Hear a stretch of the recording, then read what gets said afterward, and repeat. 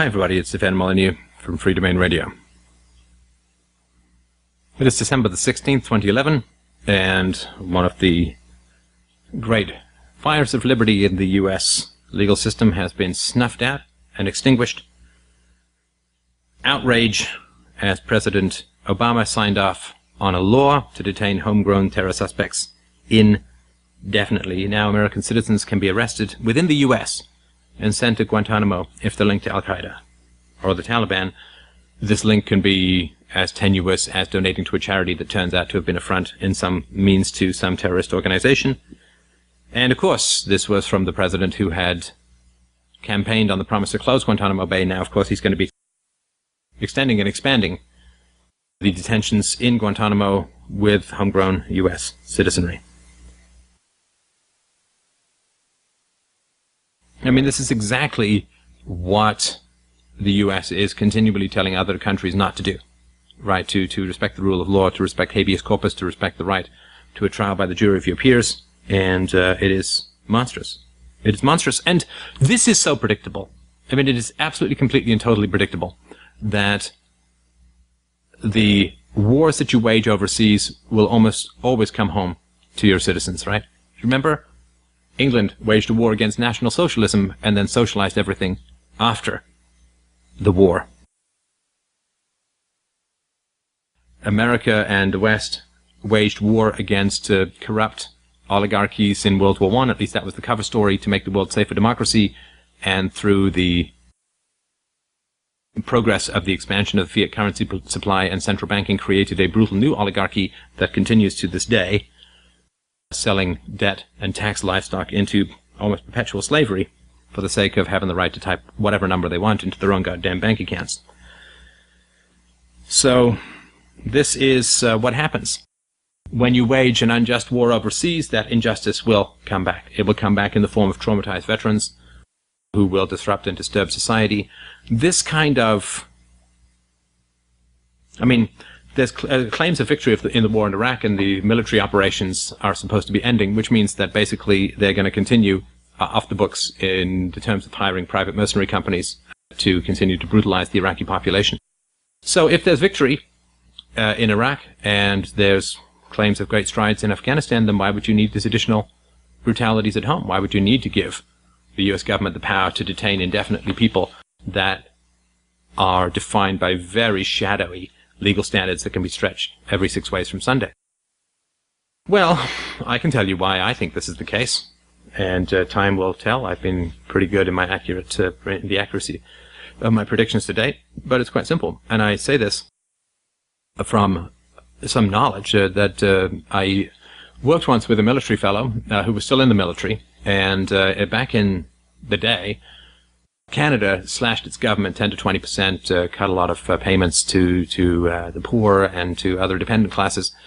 And this guy who was still in the military said that, yeah, pretty much all we're doing is we are drilling for civil unrest. We are preparing for civil unrest at the moment, and that is what the military is up to. Because as they cut these government programs, there was great concern that there would be rebellions, insurrections, and so that's all the military was training to be done, was to be deployed against the citizens who are forced to pay for them.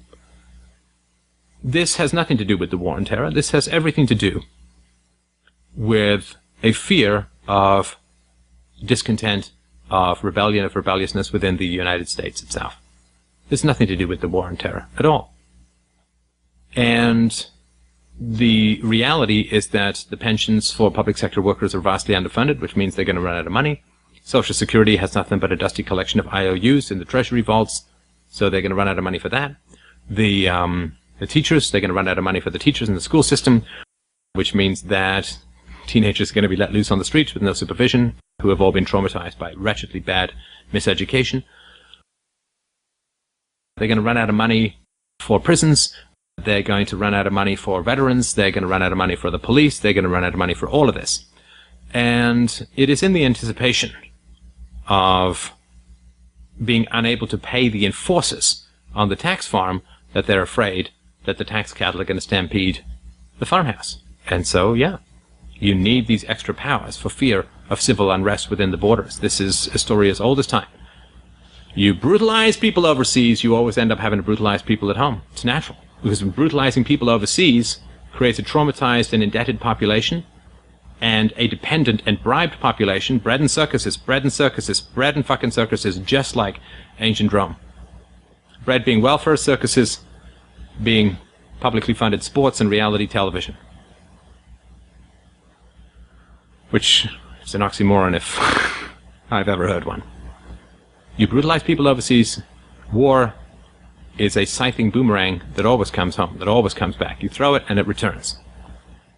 And this is the price that people pay for the bloodlust of 2001 and 2003, the invasions of Afghanistan and Iraq, rather than a sober reassessment of the degree to which U.S. foreign policy was breeding murderous rebellions overseas. There is a price to be paid for every moral decision that we make. And if you bay with the crowd to murder the other, to murder the foreigners, to invade their countries, Jeff Berwick's excellent column recently pointed out, Americans are not the greatest people in the world to be upset about illegal immigration, because I don't think that any of the soldiers in the Middle East got their tourist stamps on their passports. I don't believe that they went through customs or subjected themselves to the local laws. But there is a price to be paid. You have to look into the mirror, you have to look into your own heart and say, did I support the baying bloodhounds of mob madness in the charge to war in the early parts of the 21st century? Well, the price to be paid is the debt. Right? Everybody wants war because it's exciting. To depressed and empty people, violence is a thrill. And everybody wants war. Now, if you send them a bill for that war right away, they suddenly become much more able to put down their guns because they realize that they're shooting at their own bank accounts. But if you go into debt, then people get the thrill of war without the costs of war, in financial terms, without the immediate hit of war. So it's free evil, right? That's what government debts are all about. Free evil. Pay later. Well, now is later. Now is later. And the escalation of these domestic tyrannies is only going to increase as the government, which knows the true facts about the finances, which I guarantee you are far worse than anything that's been put out there, and also the imminence of the fiscal crunch. Bank runs have already begun in various places in Europe, and it's going to spread. And so, yeah, they're going to be unable to pay off the dependent classes, and if Americans, of course, are very well armed, so the government is going to have to start putting more draconian measures in place. I mean, that's just natural. You know, when the cows start charging the fence, you electrify the fence. When you have to. What's your option? Become productive yourself? No, of course not. And so, my thought about this is that I believe that the final and most damning moral condemnation is going to fall upon us who know the most about this, depending on the degree to which we are willing to act with great strength and moral clarity of purpose in the face of these descending storms, the black-cloaked satanic wings of these falling Nazgul, these Stukas of totalitarianism that are coming buzzing down on the largely blind villages below. That is our responsibility. If you are the doctor and you have the cure, it is your fault if the plague spreads, no matter what you have to do to get people to take their medicine.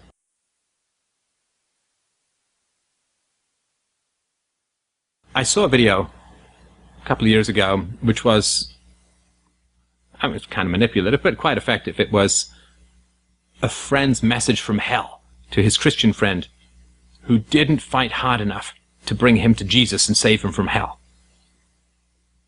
And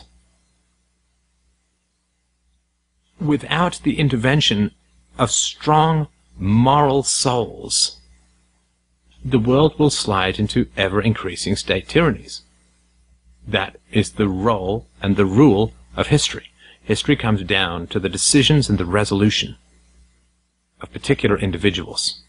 There is no such thing as a historical movement, historical patterns, greater historical forces. No.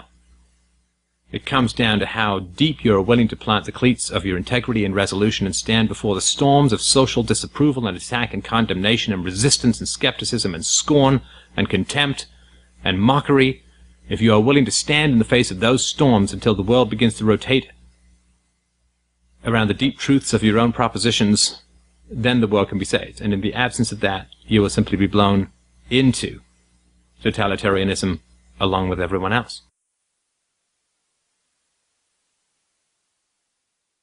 And I know that people don't want to hear the truth. People in your life, people in my life, they don't want to hear the truth. Future's going to be pretty much like the past. Historically, this is not true. Historically, this is not true. The French Revolution was not like what came before. It was a blood-soaked, murderous mob of immense and endless psychopathy. The growing liberalization, end of serfdom, the growing liberalization of Russia, the early part of the 20th century, did not slowly progress, rolling gently like a blown dandelion up the sunlit hill towards the shining city in the hill called modern freedom, capitalism, and democracy. No. It became a blood-soaked grave, a brain-mashing communistic harvesting of all souls who stood in the way of the extension of state power.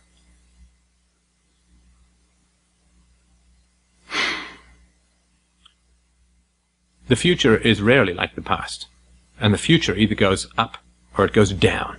The future either loosens the shackles on mankind or tightens them around its neck. And the people in your life who resist the truth of what you have to say, you need to fight harder for them, for their future. Bless them, for they know not what they do. And if you fail, and if you fall, and if the jackal blood swastika hounds of statism ride past you and under the throats of those who you could have saved, I think with their last breath they will damn you for not fighting harder for them. Although they resisted you, although they fought you, they will still curse you. And there are the innocent among them who've never heard of freedom, who know not what is coming. The young, the children. We need to stand against all forms of social disapproval, to ring this blame-splitting bell of freedom, even if it harms the ears of the sensitive and shocks the conscience of the moribund. Because if we fall, less than nothing will stand.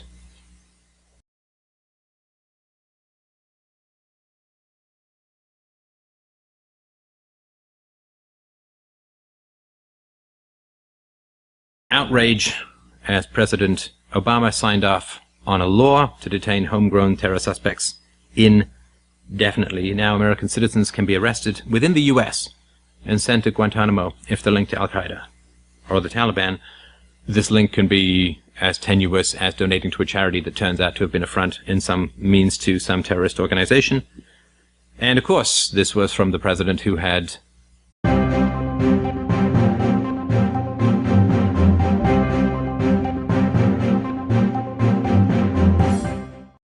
Hi everybody, it's Stefan Molyneux from Freedomain Radio. It is December the 16th, 2011, and one of the great fires of liberty in the U.S. legal system has been snuffed out and extinguished, and it is monstrous. It is monstrous, and this is so predictable. I mean, it is absolutely, completely, and totally predictable that the wars that you wage overseas will almost always come home to your citizens, right? Remember, England waged a war against National Socialism and then socialized everything after the war. America campaigned on the promise to close Guantanamo Bay. Now, of course, he's going to be extending and expanding the detentions in Guantanamo with homegrown U.S. citizenry. I mean, this is exactly what the U.S. is continually telling other countries not to do, right? To respect the rule of law, to respect habeas corpus, to respect the right to a trial by the jury of your peers. And the West waged war against corrupt oligarchies in World War I. At least that was the cover story, to make the world safe for democracy. And through the progress of the expansion of the fiat currency supply and central banking, created a brutal new oligarchy that continues to this day, selling debt and tax livestock into almost perpetual slavery for the sake of having the right to type whatever number they want into their own goddamn banking